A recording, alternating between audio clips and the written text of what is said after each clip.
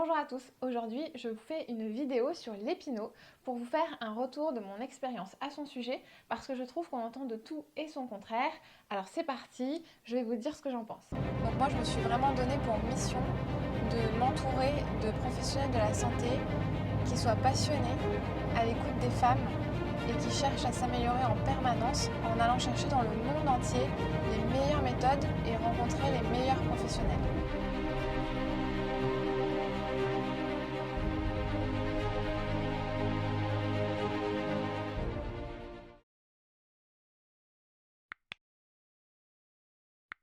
Avant de vous parler précisément de l'épinot, je voudrais dire que cette vidéo n'a pas pour but de dire ce qu'il faut faire ou ce qu'il ne faut pas faire avec l'épinot. C'est vraiment pour faire un retour de mon expérience. À mon avis, à ce jour, il n'existe pas de protocole précis. Je vais vous parler du protocole qui existe et qui est vendu avec l'appareil, mais qui selon moi n'est pas le meilleur protocole. Commençons tout d'abord par ouvrir la boîte et voir ce qui s'y cache à l'intérieur. On va trouver une notice d'utilisation pour les sages-femmes, les kinés et les médecins. On va trouver un petit outil comme ça pour mesurer le ballonnet. On va trouver un complément au mode d'emploi pour les patients pour utiliser notamment le gabarit, le mètre qui est vendu avec et également un complément pour la notice. Un petit dépliant, un petit carnet de mesure, une fiche avec des instructions importantes et un mode d'emploi guide dans plusieurs langues.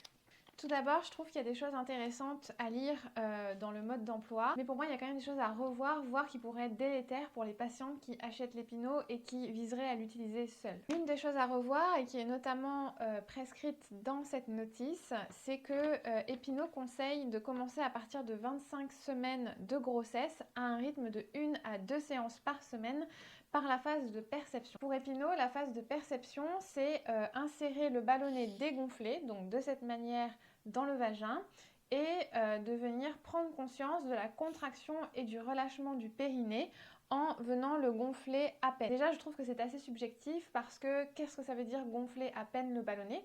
Il n'y a pas d'indication de mesure. Et la deuxième chose, c'est qu'il n'est pas expliqué que l'aiguille doit monter à la contraction mais redescendre au relâchement. Et ça, c'est très important parce qu'il faut que la femme elle comprenne la contraction et le relâchement. Je ne suis pas tout à fait d'accord avec cette préconisation parce que pour moi, il ne faut pas commencer à toucher le périnée avant 34 semaines car selon moi, avant 34 semaines, il y a un risque de déclencher l'accouchement en venant toucher le périnée. Il est écrit à plusieurs reprises dans cette notice et dans le mode d'emploi que l'épinot est évidemment à usage unique et qu'il faut voir un thérapeute au moins une fois avant de s'en servir seul. Forcément, les vendeurs épinot ont tout intérêt à ce que chaque femme achète son épinot.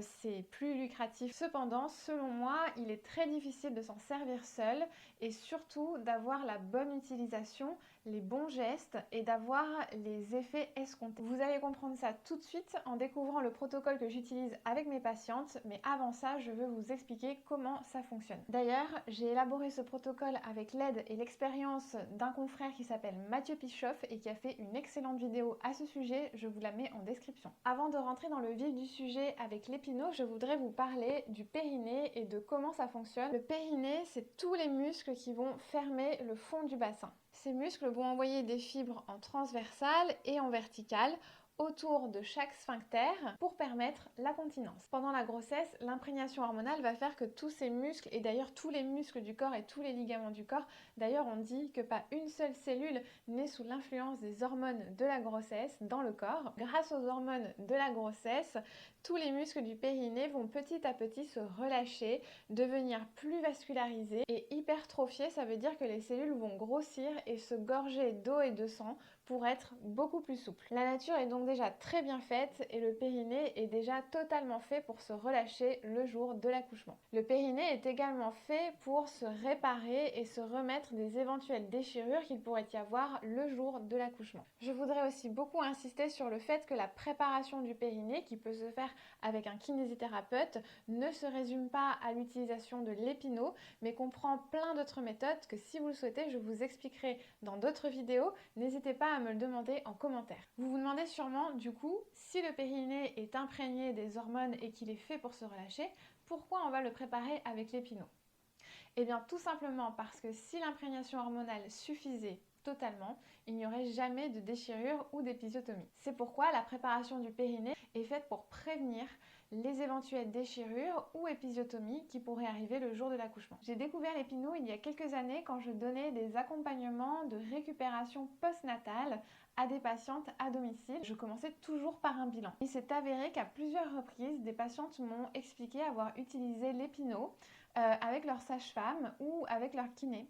En tout cas, qu'elles avaient été informées de l'existence de cet outil. Le point commun de toutes ces patientes, c'est qu'elles étaient vraiment ravies de l'utilisation et surtout, elles relevaient un accouchement facile, préparé, qu'elles avaient été actrices de leur préparation et surtout qu'elles avaient été rassurées. Et j'ai vraiment été marquée par la redondance de ces mots dans leur discours. C'est comme si à chaque fois qu'elles me parlaient de l'épinot, elles avaient toutes le même discours. Et je trouvais ça assez marquant. Du coup, j'ai décidé d'en commander un. J'ai essayé de ressentir l'effet de l'étirement, l'effet de la contraction aussi sur le ballonnet.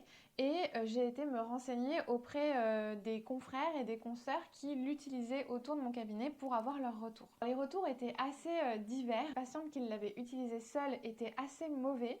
J'avais parfois des retours notamment de femmes qui avaient eu des difficultés à récupérer en postpartum au niveau du périnée. J'ai eu d'autres retours d'expérience de deux collègues qui l'ont utilisé et qui l'utilisent exclusivement eux avec leurs patientes, c'est-à-dire que les patientes n'utilisent jamais l'épinot seul chez elles. Pour eux, c'était très bénéfique. Les patientes étaient très contentes de l'utilisation et ils s'en servaient très régulièrement avec de nombreuses patientes, un très bon retour et une récupération postpartum excellente, voire très rapide avec une bonne prise de conscience du périnée. J'ai décidé de suivre des patientes avec ses confrères pour voir quels étaient leurs protocoles et quels bénéfices on pouvait tirer de l'utilisation de l'épinot. Aujourd'hui, ce que je conseille à mes patientes, tout d'abord, c'est de ne jamais l'utiliser seule, vous l'avez compris, pour plusieurs raisons. La première, c'est que quand j'utilise l'épinot, je vais toujours placer uniquement la première moitié du ballonnet à l'intérieur du vagin. L'avantage de placer uniquement cette première moitié dans le vagin, c'est qu'on ne prend aucun risque de venir toucher le col. Le but est de rester vraiment au niveau du noyau fibreux central du périnée, sans aller de manière profonde. Il est absolument contre-indiqué de venir toucher le col de l'utérus car cela pourrait déclencher l'accouchement prématurément. Une fois qu'on a placé l'épinot dans sa première partie à l'intérieur du vagin, je vais donner le manomètre à la patiente et je vais lui demander de gonfler elle-même le ballonnet jusqu'à ce qu'elle ressente un petit étirement, des petites sensations de tiraillement, mais jamais de douleur. En général, la patiente arrive à monter tranquillement et à ressentir cette sensation sans aucun problème. À partir du moment où elle sent cette sensation de tiraillement, je lui demande d'arrêter de gonfler, de faire une pause et de venir faire des mouvements de contraction et de relâchement de son périnée. Cette étape nécessite au préalable d'avoir vérifié avec la patiente qu'elle avait un bon contrôle de son périnée, que ce soit dans la contraction comme dans le relâchement. On peut le vérifier de manière manuelle ou au besoin si la patiente a vraiment besoin d'avoir un retour visuel avec un biofeedback. Une fois qu'on a fait une première série de contractés-relâchés, environ une dizaine de mouvements, en général la patiente ne sentira plus cette sensation de tiraillement. On peut donc faire une deuxième série de gonflés du ballonnet et de nouveau je demande à la patiente de gonfler son ballonnet. Et quand elle ressent de nouveau la sensation d'étirement, de nouveau on fait une pause et on refait des mouvements de contractés, relâchés au niveau du périnée. Pendant que la patiente a l'épinot au niveau du vagin, qu'elle fait ses exercices de contractés relâchés et qu'elle gonfle l'épinot, le thérapeute va tenir en face d'elle l'épinot de manière très ferme pour que cet épinot ne bouge pas. D'une part pour qu'il ne ressorte pas violemment du vagin car ça pourrait être douloureux et d'autre part pour qu'il n'aille pas plus à l'intérieur du vagin pour les raisons qu'on a évoquées tout à l'heure. Ce maintien ferme au niveau de l'épinot au milieu du ballonnet est une autre raison pour laquelle je déconseille aux patientes de le faire seule car c'est vraiment compliqué de maintenir l'épinot pile au milieu du ballonnet lorsqu'on est seul et qu'on ne voit pas vraiment ce qui se passe entre ses jambes parce que rappelez-vous, on est au-delà de 34 semaines d'aménorrhée. Lorsque la patiente se sent suffisamment à l'aise et en confiance avec l'utilisation de l'épinot, à la fin de la séance, quand on a gonflé plusieurs fois le ballonnet, fait 3 à 4 séries de contractés relâchés entre chaque série où on a gonflé le ballonnet, on va pouvoir laisser le ballonnet sortir tranquillement du vagin. C'est une sortie qui est totalement passive. À aucun moment on ne va demander à la patiente de faire un effort de pousser pour expulser le ballonnet. Ceci pourrait aussi être une source de déclenchement de l'accouchement de manière prématurée. La sortie passive du ballonnet va elle aussi jouer sur l'étirement passif du périnée, ce qui va contribuer à la préparation du périnée à l'accouchement et également donner confiance en la femme au niveau des sensations qu'elle pourra ressentir le jour J. Personnellement, au cabinet, je propose aux femmes de faire ces séances d'exercice entre 1 et 3 fois par semaine. Cela dépend de ce que je vais observer pendant les séances et notamment de la souplesse de base qu'elles ont au niveau de leur périnée et du contrôle qu'elles ont dans le contracté relâché. D'après mon expérience au cabinet, toutes les femmes ont été ravies de l'utilisation de l'épino. Elles se sont senties actives dans leur préparation. Et petit point particulier pour les femmes qui avaient peur de l'accouchement et en particulier de l'accouchement par les voies naturelles, cela les a rassurées de sentir le passage du ballon, de sentir la sensation d'étirement. Elles se sont vraiment senties actrices dans cette préparation. Ce que je voudrais ajouter pour terminer, c'est que les patientes que j'ai suivies en général en préparation à la naissance, je les vois aussi en postpartum.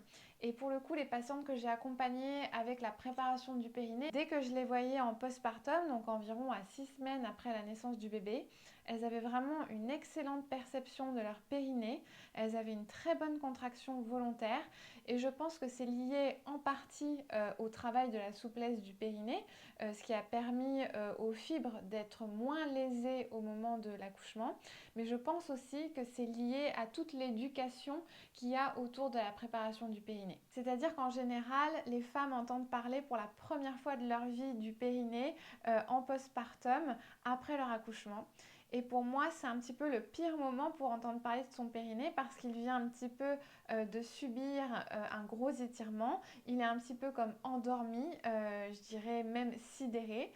Et du coup, on parle de ça aux femmes alors qu'elles n'en ont jamais entendu parler et qu'en plus, à ce moment-là de leur vie, c'est le moment où en fait elles vont le moins le sentir. Du coup, dans ces cas-là, quand elles n'en ont jamais entendu parler avant et qu'elles ne l'ont jamais senti véritablement avant, c'est un petit peu soit un échec, la rééducation, soit long et du coup c'est un petit peu fastidieux pour les femmes. Et finalement en préparant les femmes en amont, eh bien après l'accouchement, elles ont déjà eu connaissance de leur périnée, elles ont déjà senti la contraction et le relâchement sans avoir eu d'accouchement avant et du coup la récupération après elle est beaucoup plus claire, beaucoup plus limpide, beaucoup plus facile parce qu'elles savent déjà ce que c'est, elles savent où c'est et elles savent exactement ce qu'il faut faire.